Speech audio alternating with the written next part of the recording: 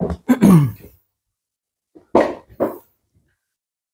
bismillahirrahmanirrahim. Assalamualaikum warahmatullahi wabarakatuh.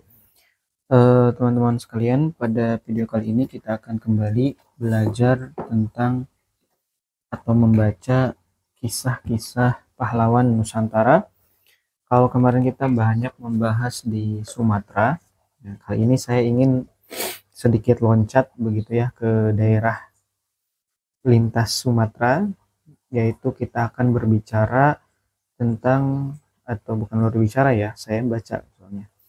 Baca dari salah satu kisah pahlawan nasional yang terlibat dalam peristiwa Perang Jawa. Nah, di sini ada dua tokoh yang terlibat, teman-teman sekalian. Yang pertama adalah Kiai Mojo dan yang kedua adalah Sentot Prawiro Dirjo. Nah, dua tokoh hebat ini mendampingi Pangeran Diponegoro dalam jihad Perang Sabil melawan Belanda di antara tahun 1825 sampai 1830. Mereka adalah Kiai Mojo dan Ali Basyah Sentot Prawirodirjo. Ali Basyah Sentot Prawirodirjo ini adalah tipikal seorang bangsawan Jawa dan panglima perang hebat di sisi Pangeran Diponegoro. Ketika bergabung dengan Pangeran Diponegoro, umurnya baru 17 tahun. Sementara Kiai Mojo adalah seorang ulama yang sangat mumpuni tapi juga berusia muda.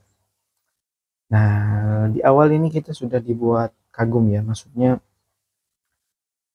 di usia 17 tahun gitu ya, kalau kita refleksi kepada anak-anak zaman sekarang mungkin di usia 17 tahun, apa yang mereka fokuskan gitu, kegiatan apa yang mereka sering lakukan gitu ya. Di sisi lain para pahlawan zaman dulu di usia 17 tahunnya itu sudah memiliki peran yang sangat luar biasa gitu ya.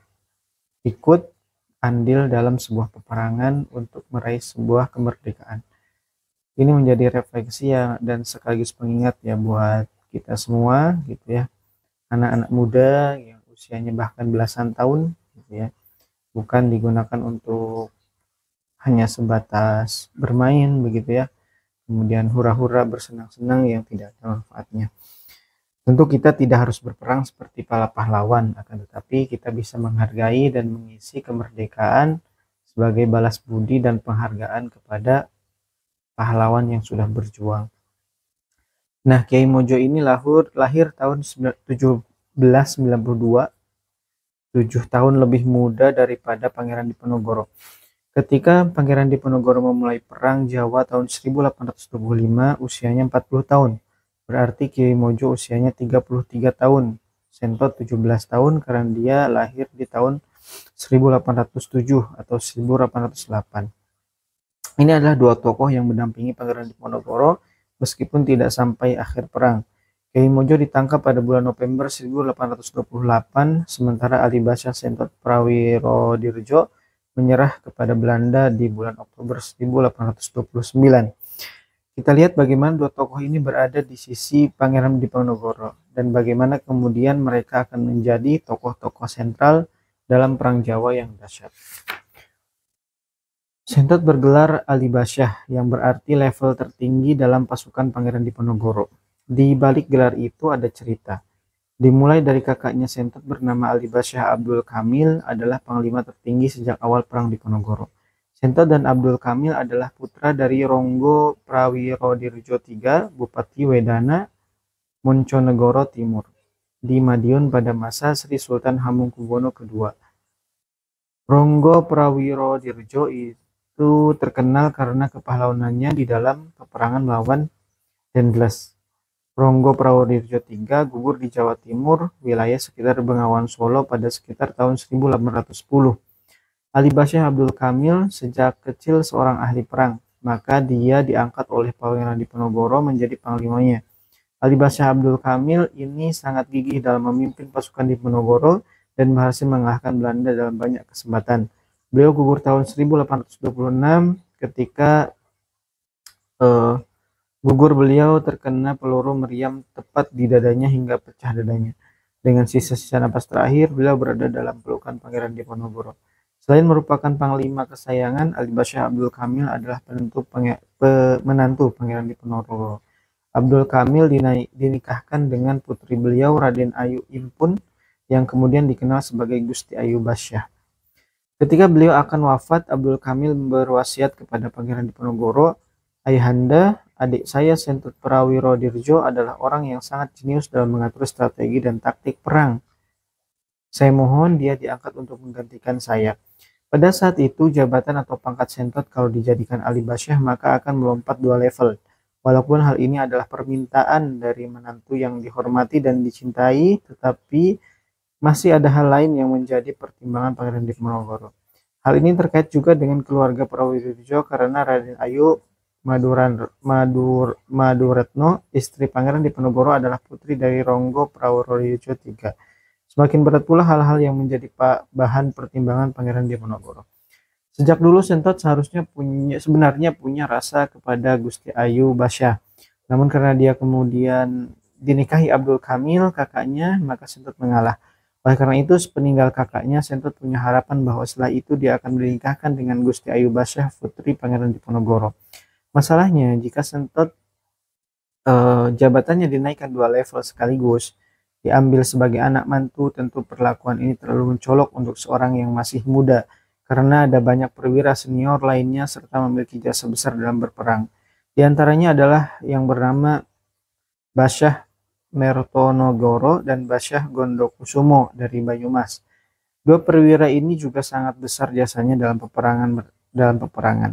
Mereka juga layak untuk naik pangkat jadi Ali Basyah, tapi level Ali Basyah tidak boleh banyak-banyak karena dia jabatan panglima tertinggi. Maka jika Sentot untuk menjadi Ali Basyah naik 2 level pangkat dan dinikahkan juga dengan putri Pangeran Diponegoro, tentu menjadi kecemburuan bagi perwira senior lainnya. Untuk menghibur Mertonegoro yang tidak naik menjadi Ali Basyah, maka Gusti Ayu Basyah, janda dari Abdul Kamil, dinaikkan dengan Mertonegoro. Jadilah Sentot naik menjadi panglima tertinggi dan Mertonegoro mendapat Gusti Ayu Basyah. Waktu itu digambarkan dalam bab pernikahan Mertonegoro dengan Gusti Ayu Basyah sebagai pernikahan paling megah yang digelar di Diponegoro dalam suasana peperangan. Dilaksanakan di Kulon Progo di wilayah yang sekarang disebut Pengasih. Namun mungkin karena ikatan cintanya tidak kuat, pernikahan Gusti Ayu Basyah dengan Mertonegoro kandas di tengah jalan. Namun Mertonegoro karena juga disayang oleh Diponegoro, menikah lagi dengan adik Gusti Basyah yang juga putri Diponegoro, namanya Raden Ayu Munteng. Ada sebuah catatan di dalam babat bahwa Diponegoro berusaha keras agar Sentot bisa mengaji layaknya panglima-panglima yang lain. Tapi karena tidak tertarik sampai akhir usia beliau buta huruf. Sebenarnya ketika menangkap pelajaran kalau memang Sentot berniat mudah saja karena memang dia jenius. Sentot memang tidak bisa baca tulis, tapi kalau sedang menyimak orang, dia bisa langsung menangkapnya apa yang dimaksud. Sentot juga sangat dekat dengan Kiai Mojo, walau dia tidak berminat jadi santri, tapi jika Kiai Mojo memberi petunjuk akan dilaksanakan. Mungkin kalau di zaman Rasulullah SAW seperti Khalid bin Walid, yang sampai akhir hayatnya hanya hafal surat-surat pendek, tapi fokusnya pada kepanglimaan. Sentot ketika berperang di sisi Pangeran Diponegoro digambarkan sebagai orang yang jenius. Dia kerap menyergap patroli-patroli Belanda, menghancurkan mereka dan bekerja sama dengan penduduk desa. Kalau memimpin perang besar hingga merebut benteng Sentot juga terkenal luar biasa. Beliau pernah mempertahankan satu kubu pertahanan di Pleret yang membuat Belanda habis-habisan.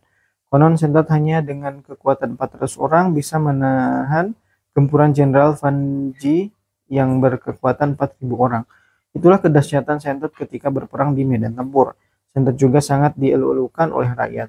Ia dikenal sebagai putra pahlawan yang dulu bapaknya gagah berani melawan Denles, sekarang anaknya mendampingi Pangeran Diponegoro untuk melawan Belanda. Tentu ini sebuah hal yang sangat dikagumi oleh rakyat. Profesor Sukanto menulis dalam bukunya tentang Sentot, ketika muda ia begitu sedih ditinggalkan bapaknya hingga kemudian dia belajar ilmu peperangan yang sangat mumpuni dan kemudian menjadi panglima utama Pangeran Diponegoro. Kita beralih kepada pahlawan kita yang kedua, yaitu Kiai Mojo. Pangeran Diponegoro mengenal Kiai Mojo diantaranya karena rekomendasi dari Pangeran Mangkubumi, paman beliau. Pangeran Diponegoro saat itu bertanya kepada Pangeran Mangkubumi siapa yang bisa menasehatinya dan bisa diajak untuk berunding dalam persoalan-persoalan jihad atau perang sabil. Pangeran Mangkubumi bertanya, yang tua atau yang muda? Kalau yang tua, Kiai Kuaron, adapun yang muda Kiai Mojo.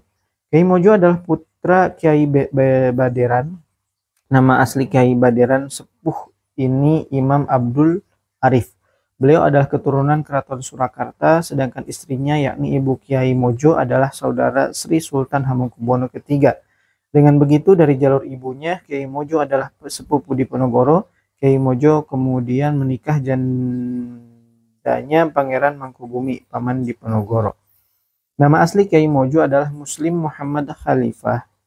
Diperkirakan Kiai Mojo ini mendampingi ayahnya ketika berhaji ke Baitullah dan menuntut ilmu di Masjidil Haram. Jadi dia justru di Mekah pada masa kecil, bukan ketika sudah dewasa.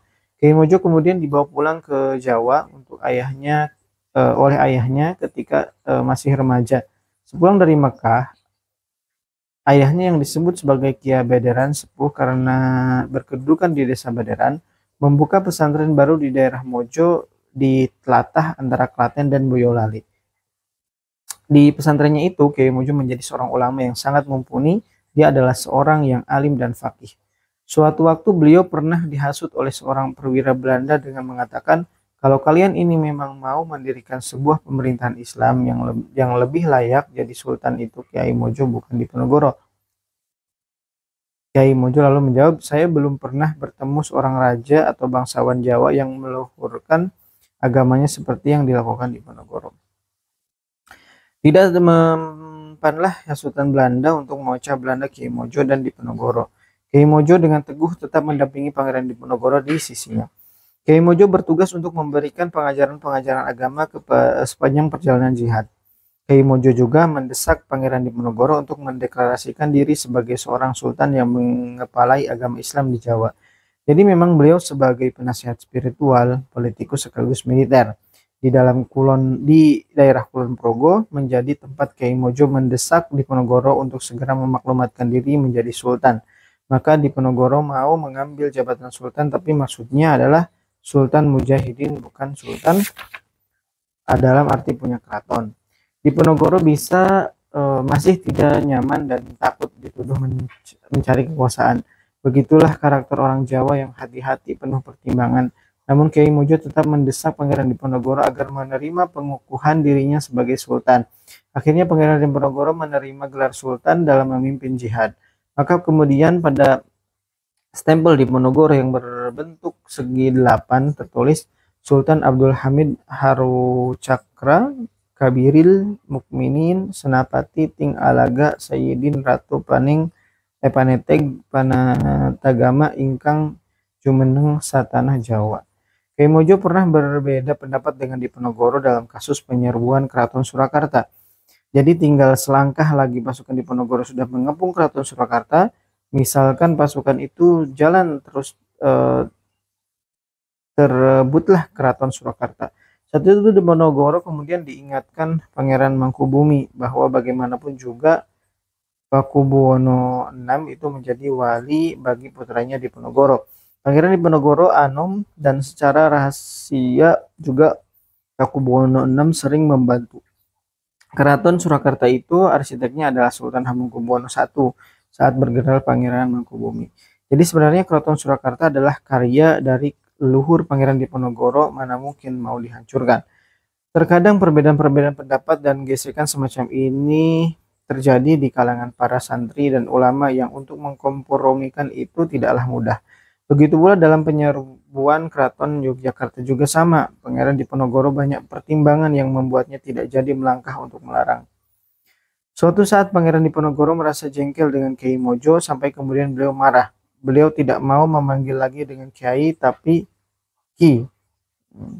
Saat itu ada kelelahan batin antara keduanya kalau dianalisis di dalam beberapa tulisan.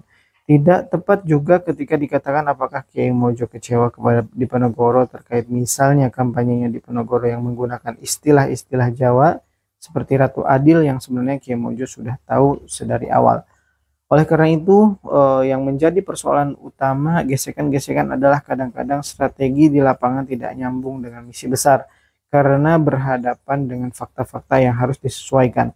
Laskarnya Kiai Mojo terkenal paling militan. Mereka bisa disebut Laskar Pajang karena memang berasal dari wilayah Pajang dan pasukannya berisi para santri.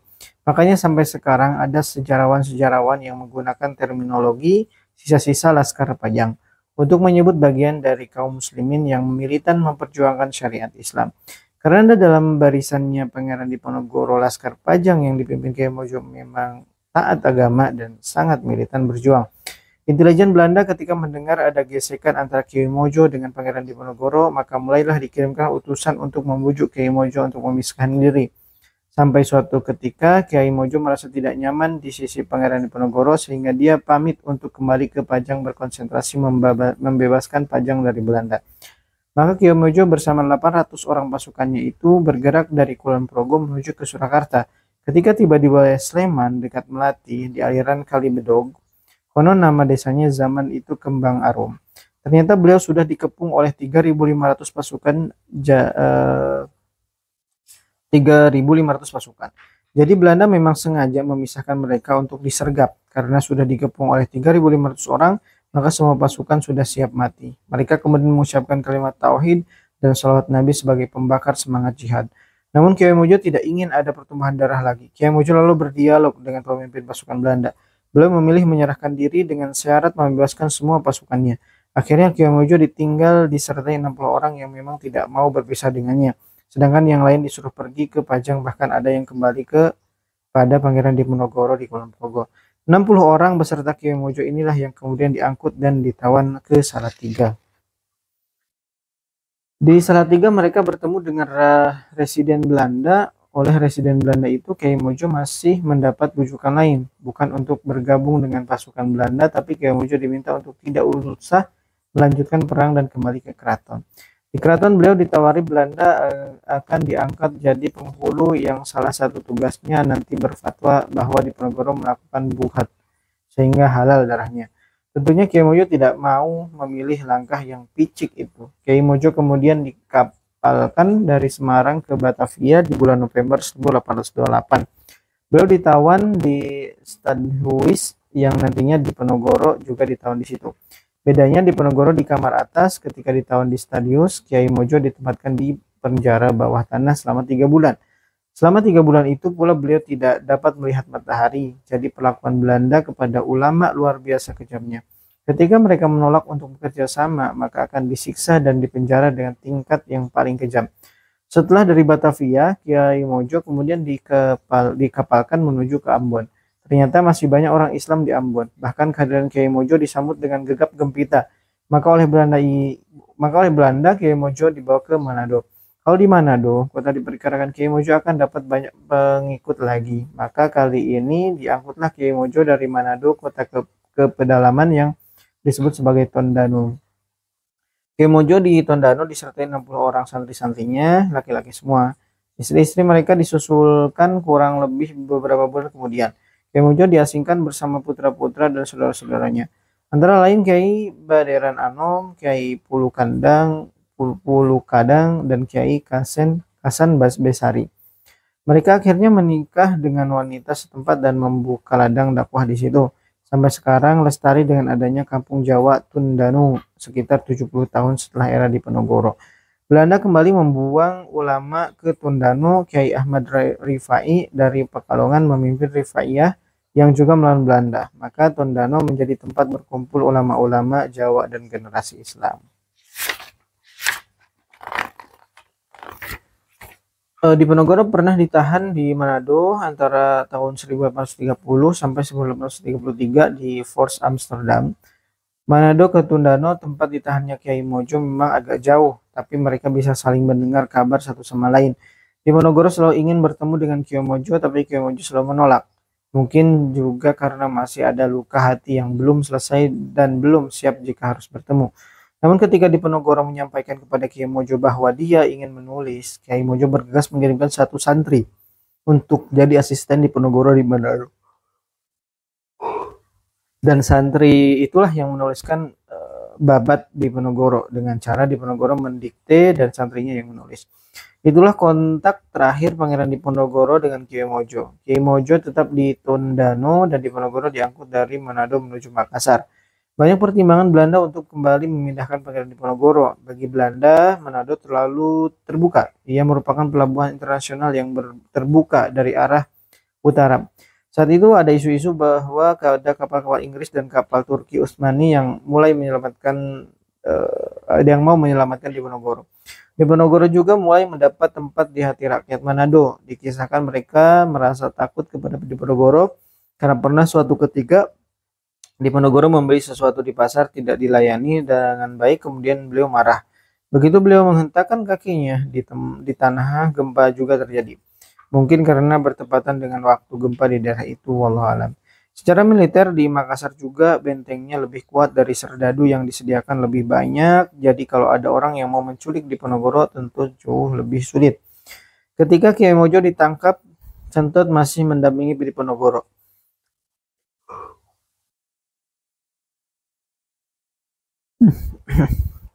Tapi pada tahun itulah Sentot mengajukan suatu permohonan kepada Diponegoro ketika stelsel benteng yang diterapkan oleh Kolonel Franz David Cornelius makin efektif. Antara tahun 1827 sampai 1829, Belanda membangun 280 benteng yang bertujuan untuk menyekat logistik dan mempersulit pergerakan Pangeran Diponegoro agar tidak leluasa. Lalu Diponegoro punya aparatur sipil yang mengatur pemerintahan dan pembagian logistik dipimpin oleh Raden Abdullah Danurejo yang merupakan paman dari Mertonegoro dan Gondokusuma. Dia memungut pajak dari wilayah-wilayah yang dikuasai, mengatur keuangan dan mengirimkan logistik. Tapi karena benteng-benteng yang semakin banyak, semuanya jadi tidak lancar. Penarikan pajak tidak lancar, belanja tidak lancar, sehingga untuk mensuplai kepada pasukan yang sedang berperang juga tidak lancar. Maka hal ini tentu menjadi masalah bagi pasukan Sentot. Ketika mau berperang sering tidak ada logistik. Sentot lalu berinisiatif untuk menarik pajak lalu membelanjakan sendiri agar logistik dari pasukannya tidak harus menunggu kiriman dari Raden Abdullah.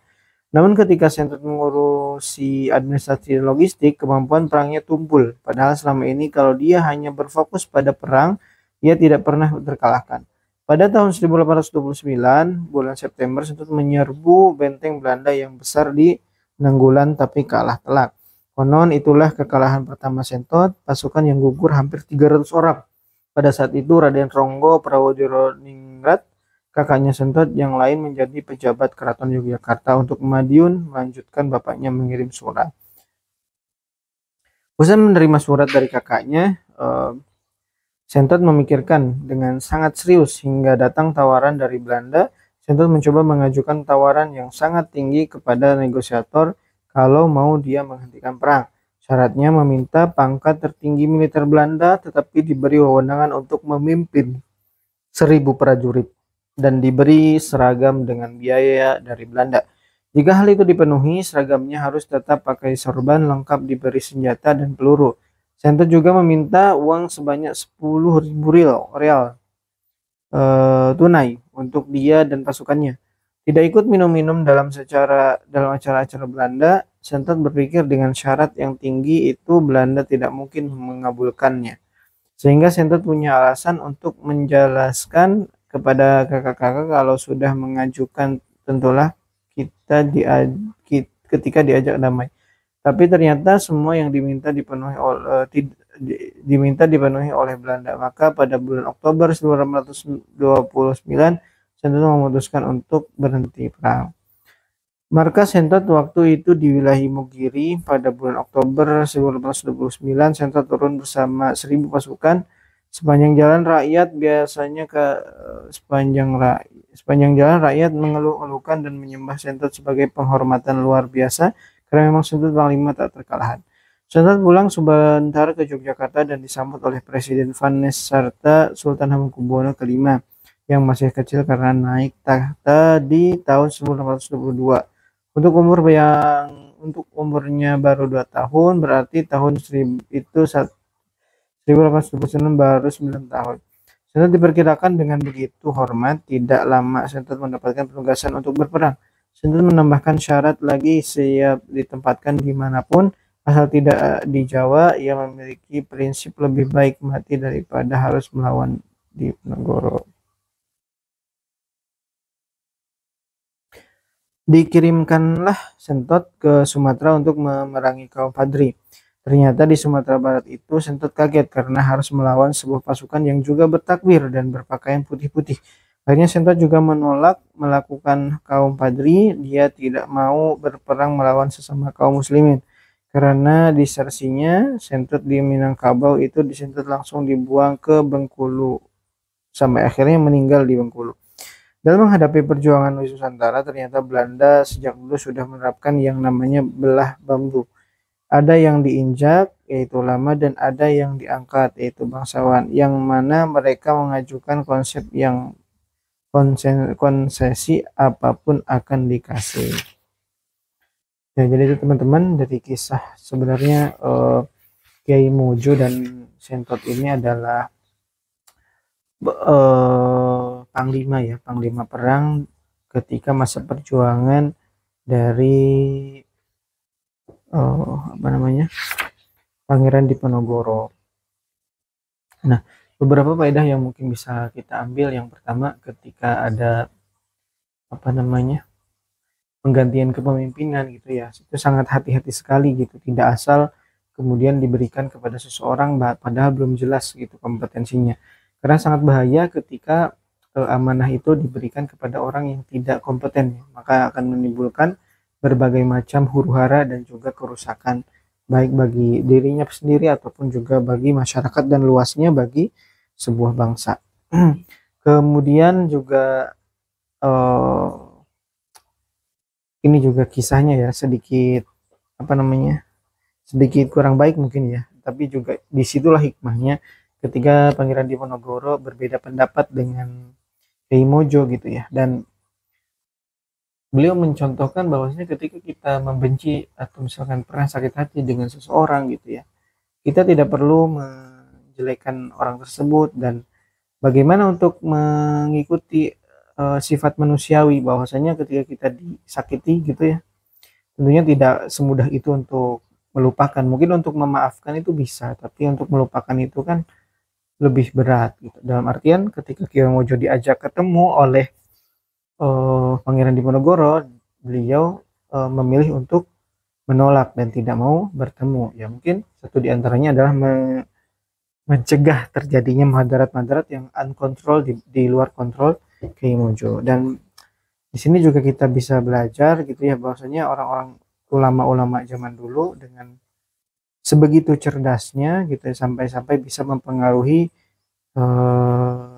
semangat daya juang masyarakat dalam melawan penjajah. Dan kita juga bisa tahu ya bahwasanya Kiai Mojo ini adalah keturunan dari dua kesultanan gitu ya, yang dari jalur ayahnya dari Yogyakarta, kemudian dari ibunya dari jalur Surakarta. Jadi